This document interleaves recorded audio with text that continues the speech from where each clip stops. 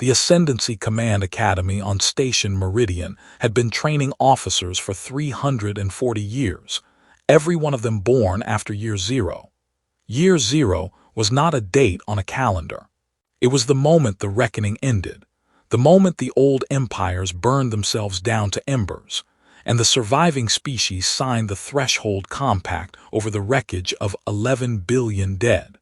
Everything before that line was called simply the Before. Everything after it was called creation. The Academy did not teach the Before as history. It taught it as warning.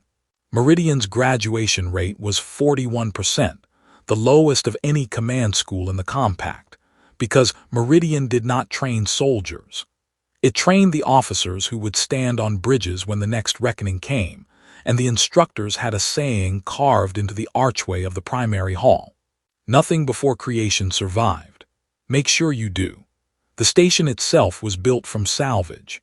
Its outer ring had once been the hull of a dreadnought called the Ninth Accord, the flagship that led the final assault of the Reckoning's last battle, cut apart and repurposed into classrooms, because the Compact's first chancellor had insisted the Academy be built from the war rather than beside it. Cadets walked past bulkhead scars that had never been resurfaced. The scoring was left visible on purpose. It was, the orientation lecture explained every cycle, the single clearest teaching tool the Academy owned. In 340 years, the Academy had produced captains for 600 warships, 4 compact chancellors, and exactly one species that had never fought in the reckoning at all, because that species hadn't reached the stars yet when it happened. Humanity. The Compact had first made contact with humanity 81 years after Year Zero, 81 years of Compact civilization already built, already scarred, already grieving, before a single human had ever seen another star up close. Every species in the Compact carried the reckoning somewhere in its bones, in its architecture, in its funerary customs, in the way its diplomats negotiated as though the worst thing that could happen already had. Humans carried none of it. They had walked into a galaxy already rebuilt, already governed, already at a kind of exhausted peace, and had spent the better part of a century being quietly regarded, by some, as guests who had arrived after the difficult work was finished and were now enjoying the results. There were 9 humans enrolled at Meridian that cycle.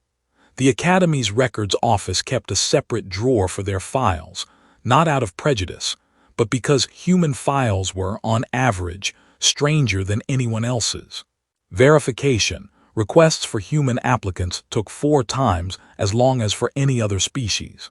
On account of humanity's relatively recent and often erratic relationship with long-range travel, colony ships launched decades apart on drives of wildly different generations. Records kept on physical media that had to be painstakingly cross-referenced, entire vessels that had simply gone quiet for years before resurfacing with crews who had aged less than the calendar said they should have. Nobody had ever explained the full reason to the cadets. It was simply understood, the way institutional facts are understood. Humans arrived with paperwork that had to be checked twice. This cycle, one file took longer than any other file in Academy history. 11 weeks. The previous record, set decades earlier by a Threll refugee whose entire home system had been reclassified twice during his application, was 7. His name was Corvin Aldith Reyes, 19 years old according to the biometric scan, born in transit according to the file, registered citizen of the Compact according to a stamp that had been issued only 14 months ago, which was strange because the ship he'd arrived on had a departure log, and the departure log did not agree with the stamp at all. Admissions officer Uraket had read that departure log 3 times, because the first 2 readings produced a number that made no sense next to Corvin's biometric age. The exploratory vessel Farlight Promise had launched from a human colony ring with a crew of 211 souls, headed for a relay beacon that, at the time of launch, hadn't been built yet. A beacon the crew had been told before departure was projected to exist by the time they arrived, assuming the projections held. The ship's registered departure date was 6 years before year zero. Originr.Tags did not process that discrepancy alone. Compact policy required a second signature on any application where biometric age and departure records disagreed by more than a standard decade, and Corvin's disagreed by well over 2 centuries. So the file went upward, first to a records auditor, then to an astroforensics team, then, eventually, to a quiet office in the compact Ministry of Verification that existed specifically for cases the ordinary channels couldn't close.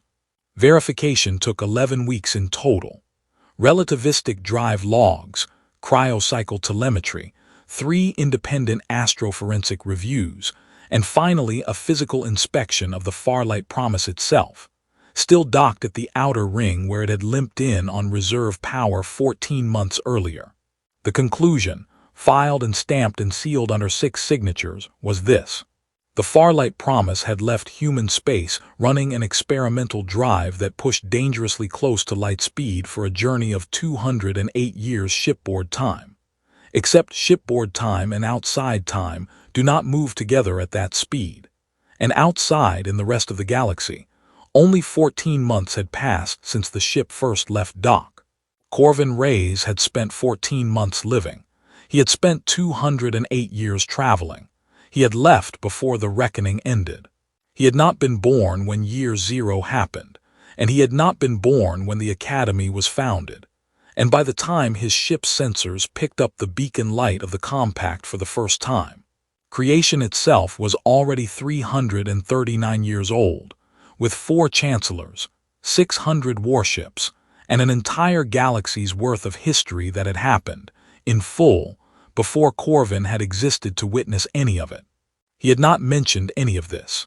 He had arrived at Meridian with 1 duffel bag and a hand-forged diving knife that had belonged to his grandfather, a tool from a ship that had run out of most of its comforts somewhere around year 140 of the journey, found his assigned quarters, unpacked in 11 minutes, and reported for orientation on time, seated in the 3rd row, taking notes like everyone else.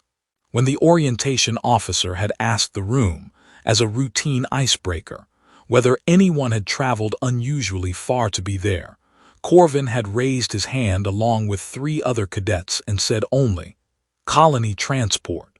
Long trip," and let the officer move on to the next hand. The challenge came during a second-week seminar on compact history, the kind of class where cadets were expected to debate rather than recite, held in a lecture hall built into what had once been the 9th Accord's forward torpedo bay. Cadet Edith Voss was a Dravith, 4th year, ranked first in the entire command track, the kind of cadet whose name instructors used as shorthand for competence in front of other classes. Edith had graduated top of the preparatory academy on Cathi's Prime, had commanded a training vessel in a live exercise before most cadets had finished their first simulator rotation, and had built a seminar reputation on being the person in the room who already knew the answer before anyone else finished speaking. Edith's questions in seminar were never actually questions. They were demonstrations, and cadets who wanted to be remembered favorably had learned, over 3.5 years, to laugh at the right moments during Edith's demonstrations. The topic that week was continuity of memory across the reckoning, how species that had lived through it carried the weight of it differently than species that hadn't, and how that difference showed up in command decisions decades later. It was, by design, a topic that invited exactly the kind of comparison Edith was about to make. Edith turned toward Corvin the way certain cadets turn toward a point they've been saving for the right moment in a discussion, with the timing and tone of someone who has rehearsed the phrasing more than once. "I suppose the humans in the room have a unique perspective," Edith said, letting the words land slowly, the way a person lands a joke they're confident will work. "Since your species missed the whole thing. You weren't even out here yet when it happened. The reckoning came and went. The compact got built on top of the wreckage, and your people showed up decades later to find the lights already on. Tell me, Cadet Reyes, what was it like, Growing up in a galaxy that already had all its scars stitched shut before your species even knew the wound existed. Must be nice, arriving after everyone else already paid for the peace you get to enjoy. Several cadets smiled. It was the particular kind of smile that shows up in rooms where a hierarchy is quietly being enforced. Not cruel, not even unkind, just certain. The smile of people who have already decided which side of a comparison they're standing on and are relieved it isn't the losing side. A Threll cadet in the second row glanced sideways at Corvin, the way people glance at someone about to be embarrassed in a room they can't help. 2 rows back, a fellow human cadet, Priya Osai, went very still, the specific stillness of someone bracing to intervene and not yet sure whether intervening would help. Instructor Sale Marrow, seated at the head of the seminar table, said nothing. Sale had pulled a specific set of files from the archive 2 weeks earlier, immediately after reviewing the incoming roster and cross-referencing it against the records office's flagged cases, and had been waiting, patiently, since then, for exactly this kind of opening in exactly this kind of seminar. Sale's expression did not change. It held the precise neutrality of an instructor who has run this exercise, in one form or another, many times before, and knows that the worst thing a teacher can do in this particular moment is speak first. "That's a fair thing to wonder," Corvin said, in the tone of someone who genuinely thought it was a fair thing to wonder, without any edge in it at all. "Do you want the date my species reached the stars, or the date I personally arrived here?" Edith blinked, the rehearsed rhythm of the moment interrupted for the first time. "Isn't that the same date?" "No," Corvin said. The seminar room went quiet in the particular way rooms go quiet when a question has produced an answer nobody planned for, not the tense quiet of an argument, but the flatter, stranger quiet of a fact settling into a space that had been reserved for something else. "My ship left before the reckoning ended," Corvin said. "I wasn't born yet when year 0 happened. I wasn't born when this academy was founded. As far as the calendar's concerned, I entered compact space before creation existed to enter. I just didn't get here until 14 months ago, because the trip took me 208 years to live through. My grandparents left on that ship before any of this." He gestured, briefly, at the scarred bulkhead behind Sale Marrow, at the whole weight of the room, existed to be missed. He said it the way a person reports a fact they've already made peace with, not the way a person delivers a line meant to land. There was no pause built in for effect. He didn't look around the room to check how it was received. He looked mostly at the notes on his own datapad, the way a person looks when they've answered a question and are already halfway back to the material. The smiles stopped. Not all at once.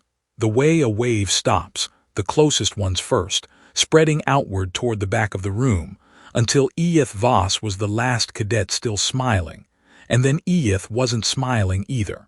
Instructor Sale Marrow stood, walked to the display terminal at the front of the room, and said only, "Since the second week of this cycle, I've been waiting for the right discussion to bring this up. Cadet Voss has just given me the opening." Edith's jaw tightened, but no one in the room was looking at Edith anymore. The footage that followed was not dramatic in the way Academy training simulations were dramatic. It was documentary. Raw sensor logs, unedited telemetry, timestamp overlays that nobody in the room could argue with, because the timestamps had already survived 11 weeks of independent verification by the Compact's own ministry, 6 signatures deep.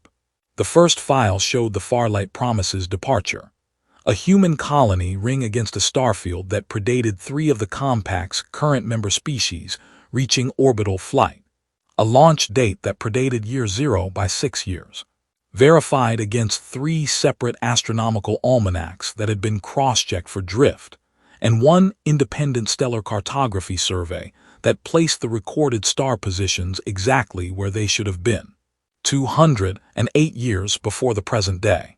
The second file showed the drive telemetry, a sustained cruise velocity that put the ship at just under 99.9% of light speed for the bulk of the journey, an engineering achievement that had been, at the time, wildly experimental and dangerously untested. The kind of number that made 2 cadets in the back row sit forward, and 1 senior cadet mutter something under his breath about the failure rate of early generation drives. The third file was cryocycle logs, 211 passengers, most of them asleep for the 2 centuries of outside time, waking in staggered shifts to run the ship, living ordinary shipboard lives measured in months while the rest of the galaxy outside their hull lived through centuries. Meals logged and rationed. Repairs logged and argued over. A wedding held in the ship's cargo bay between 2 of the engineering crew, recorded because someone thought, on a whim, to record it, the footage grainy and warm and utterly unaware of what was happening outside the hull. None of the 211 passengers knew that beyond their sealed metal skin, an empire was collapsing in real time, and a compact was being negotiated from its wreckage.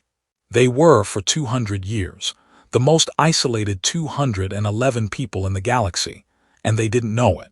The fourth file showed the ship's slow deceleration burn beginning in what the crew's internal clock marked as year 194 of the voyage. The moment the Farlight Promise's automated systems first detected an anomaly in the surrounding starfield, unfamiliar beacon signals that hadn't existed in any pre-flight survey. Radio chatter in languages the ship's translation matrix had never been loaded with. The crew log entry for that day, read aloud by Sail Marrow rather than displayed, was 3 lines long. The watch officer noting the anomaly, requesting a course review, and adding, almost as an afterthought, that whatever was out there hadn't been there when they left. The fifth file was the moment of arrival, sensors picking up the first compact relay beacon, a beacon that had been built 190 years after the Farlight Promise left dock, using technology the ship's original crew had never heard of and couldn't have designed for, because it hadn't been invented yet when they launched. The beacon's automated welcome broadcast, playing in a dozen languages the crew didn't recognize, looped for 6 hours before anyone aboard the Farlight Promise worked out how to answer it. The sixth file was the crew roster at arrival, cross-referenced against the roster at departure. 211 had left. 194 had survived the journey. 17 lost across 2 centuries to equipment failure, illness, and 1 hull breach in year 61 that the crew had repaired themselves, without outside help, because there had been no outside help within 200 light-years to call on. Corvin Reyes, born in the 3rd year of transit to 2 of the original passengers, raised by a rotating crew of engineers and teachers, who had never once seen a star up close that wasn't the one they'd left behind, was the youngest person who had ever entered compact space, having technically existed before the compact itself did. By the 4th file, Edith Voss was not smiling. Edith was watching with the expression of someone doing a calculation that was going to take considerably longer than the class period to finish. The expression of a cadet who had asked a question expecting an easy, familiar answer, and had instead received an entire education in what he hadn't known to ask, delivered in 6 files and complete silence. Corvin did not speak during any of it. He watched the footage with the rest of the room, the same way he'd watched it the first time, months ago, when the records office had shown it to him and asked him to confirm, item by item, that yes, this was his family, and yes, this was his ship, and yes, he understood what the dates meant when they were laid out next to each other like that. He had understood it then the way he understood it now, not as a triumph, but as an arithmetic problem that happened to be true. The room was silent the way rooms go silent when something has been proven rather than argued, the kind of silence that doesn't need anyone to break it, because breaking it would only diminish it. Class ended 12 minutes early. Sail Marrow dismissed the seminar without further comment, and the room emptied in the particular hush of cadets who have just watched something rearrange their understanding of a classmate and don't yet have the language to discuss it out loud. Edith Voss stopped at the door on the way out, one hand braced against the frame, not quite looking at Corvin. You were already out here, Edith said slowly, before any of this existed, before the compact, before the academy, before the peace you're supposed to have shown up late for enjoying. I was in transit, Corvin said. That's not the same as being anywhere. It's close enough, Edith said, and left without another word, without the swagger that had carried the joke into the room 40 minutes earlier, walking the way a person walks when they are recalculating something with every step. Priya Ose lingered near the back row a moment longer than the others, caught Corvin's eye, and gave him a small nod, the kind of nod exchanged between people who understand something about a room that the room itself doesn't fully understand yet, before she, too, filed out. Corvin gathered his materials, a datapad, a single printed page of drive telemetry he'd kept for himself since the verification process, folded into quarters, and the diving knife he'd set on the table out of old habit at the start of every seminar, the same knife his grandfather had carried aboard a ship that launched into a galaxy that hadn't finished burning yet and had returned, 2 centuries later, to a galaxy that had rebuilt itself entirely in his absence. Instructor Sale Marrow was still at the terminal, closing the display files one at a time, the room's lights dimming behind each one. You could have told the class yourself, Sale said, without turning around. Would have saved me the trouble of pulling 6 files out of Ministry Archive. You'd already pulled them, Corvin said.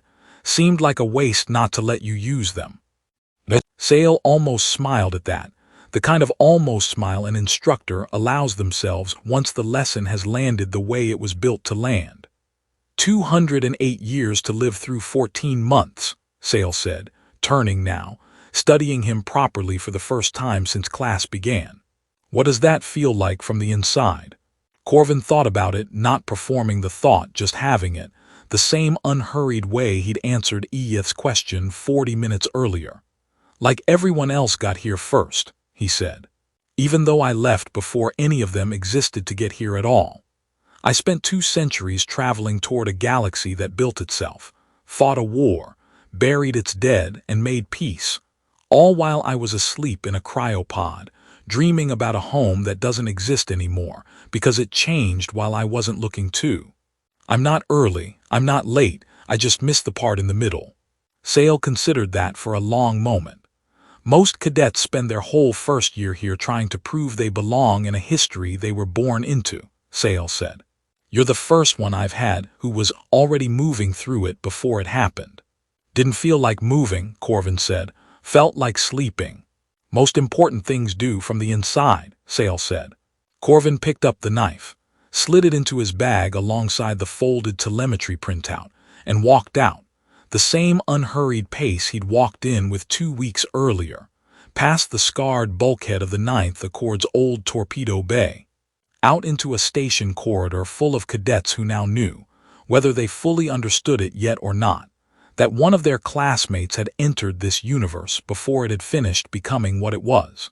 Sale Marrow opened the cadet performance record, found Corvin's entry, and sat with the cursor for a moment before typing.